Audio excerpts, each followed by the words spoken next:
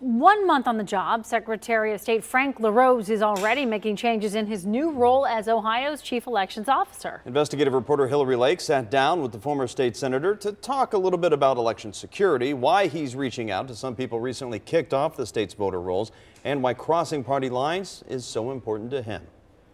Even before you were elected, you were instrumental in helping counties get money to replace old voting machines. It's great to watch it come into fruition. I know Hamilton County has received all or some of their $7.2 million that they got. We need to have the most secure, the most efficient state-of-the-art machines in Ohio, and it's great that we were able to, thanks to the investment that the legislature made, that county boards of elections all throughout Ohio are buying new machines, and they're being delivered in many cases as we speak.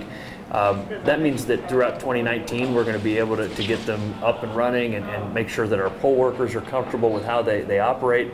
And then we'll be certainly ready to go for the very high demand 2020 presidential election. Earlier this week, you announced that you're going to be reaching out to people who were purged from the Ohio voter rolls by your predecessor. Why is it so important for you to reach out to these 270,000 people, 17,000 of whom are here in Hamilton County, to make sure that they actually don't want to be counted as a voter? Yeah.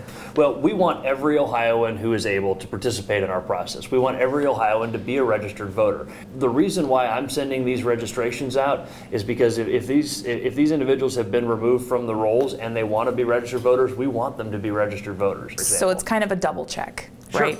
Yeah. Because I know that they got these last chance notices. So you're giving them another last chance. Well, and that's one way to look at it, or a new start. You very much are about collaboration and not necessarily playing the party line and playing politics with things. And that's kind of a breath of fresh air these days.